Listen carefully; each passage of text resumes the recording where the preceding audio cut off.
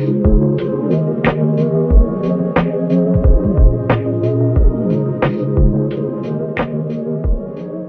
right, I'm here with Sean Newsham, the head coach at the incredible Street Monkeys Academy here in Preston. We're up here for the Parkour UK L1 course. And while we're here, we got Sean. I thought I'd just ask him a bit about what it's like to be the head coach here. And you're a fantastic athlete in your own right. And we're gonna get into a bit of what that means and what a parkour career looks like. But first, just simply, what is parkour to you? Ooh, what a question. First of all, thank you for the introduction. Lovely. Parkour to me is my way of life, if that makes sense. I literally depend upon it. It sounds so silly to say, but from coaching it being my stable career, to my passion in progressing within parkour, and in the same sense of my obsession in the sense that I'm a big parkour nerd. So yeah, it's a lot to me. It's a lot. Mate, I resonate with that because parkour, it is and can be a lifestyle sport. So like, my life revolves around it, your life revolves around it. Your life does not have to revolve around parkour if you do parkour, but you do get intensely passionate individuals like ourselves in the sport, which are always happy to guide you on your journey, maybe as a coach, as a fellow athlete. So that's really cool to see that passion come across straight away. Now on that, obviously you love parkour, it's your life. What is your favorite experience parkour has brought you? If you can just put it down to one thing. Oh. Jeez. Okay. Way back when, we went to an event called Crap Invaders. I'm pretty sure it was 2014. It was the first time I went to an event, like a jam. Overseas as well? Yeah, overseas. Yeah. So it's my first international jam. Paid to go there, met all the big athletes of the time, trained amongst everybody, and came back super, super inspired. So yeah, that to me would be my highlight of my parkour experience so far. Obviously, there's been moments of my own training and things like this that I'd love to highlight, but no, as far as inspiration comes, definitely. That's a great one. The first big trip. Parkour is a sport that is, when you get well into it, travel is a great way to progress, to meet more people, and it's a sport that's really built around travel, staying with other people, connecting with the various communities. And in Europe, we have amazing opportunities to do that. So that's a great thing to highlight, 100%, especially if you're early in your parkour journey and you're looking to grow and develop. Think about maybe summertime, getting out to some of these events. It's a great shout. So that's an awesome one. And before we get into you as a head coach, which you do, I've seen you here doing fantastically. You're also a really impressive athlete, pushing super hard. See the Instagram clips. I see you're traveling to events and you still have ambition to really see what you're capable of, which not every coach has and doesn't have to have, but I am inspired by that. So I wanted to ask you, what are your goals as an athlete? Either broadly or specifically, where are you looking to take yourself as an athlete before we get into coaching? I respect that. I feel like you summed it up quite nicely. I'm very much in the sense of trying to see what my body and brain is capable of within parkour. I have got kind of trick goals. I set, not trick lists, I set things that I want to achieve. Like I'll go out and see a challenge and I'll come and prep for it and then go and do it. Or in the same sense, I just want to be constantly pushing myself. I want to find out when or where is my physical peak, and I'm still kind of ball rolling towards that. I mean, I'm currently 28 years old. I really thought I was getting towards this age that, okay, maybe at this side I would be slowing down, but even now I'm still hitting things that I would. Yeah, exactly. It's still up. Building. No, so definitely. No, I'm just very curious to see where we can push ourselves to and push the people around us, definitely. And how many years have you been training parkour for? So I've been training I've been training parkour since the age of 14, so 14 years. Wow. Yeah, that's huge. Still pushing, still passionate, still looking where you want to take it. And I resonate with that because for me, I enjoy the social aspect. I enjoy getting out and jumping around. But what I enjoy the most is pushing my limits in parkour. That's not necessarily how everyone has to practice, of course, but I resonate with that for sure. And it's when I see your clips and I see you pushing something, especially something that maybe you've seen in Preston for a long time, you get it done. I know that feeling. Yeah, it's sick, 100%. Now, this gym's been here for 4 years. You've been here since the beginning. You're now the head coach. Do you want to tell me briefly a little bit of the story of how that all came about? How long have you got? So it sounds, obviously this gym, the Street Monkeys was around before this gym. This gym was the perfect add-in to what we do. Before this, we were teaching out at leisure centres and different places around this where we would set up equipment and bring it down between every sessions. We typically coach every single night of the week. Wow. And that was a pain.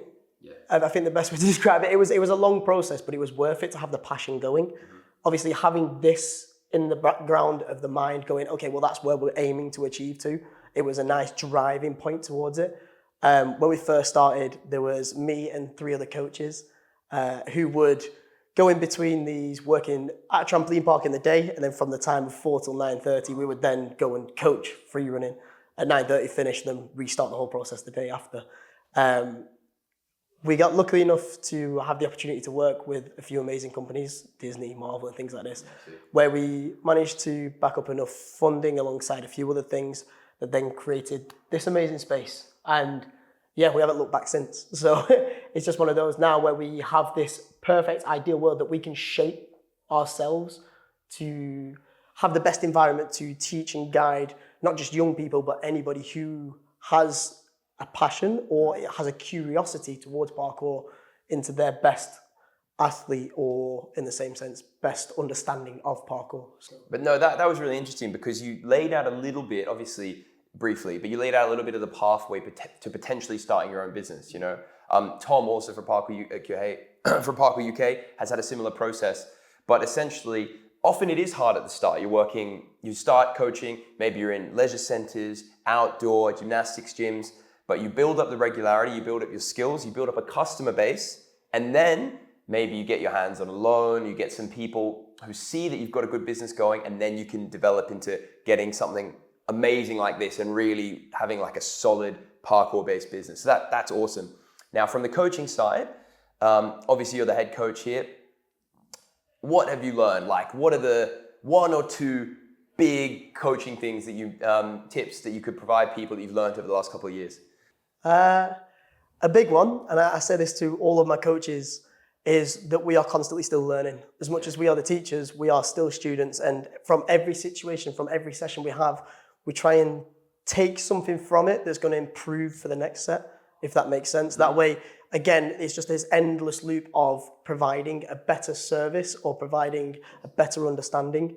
Having a good foundation, obviously, like I said, you're never going to have the perfect foundation to begin with, but having a good base to work from, like of knowledge, of equipment, of understanding of your surroundings, of understanding of your students, little things like this that would provide you to be able to give the best possible service, where you can focus purely on the teaching of what you want to teach over the sense of dealing with situations before or during the setting itself. Yeah, so already knowing the space, the people, the requirements, let's just get down to learning some parkour. Yeah. Now, I'm with that 100%. And I think that's key, not only to your practice as an athlete, but to your practice as a coach.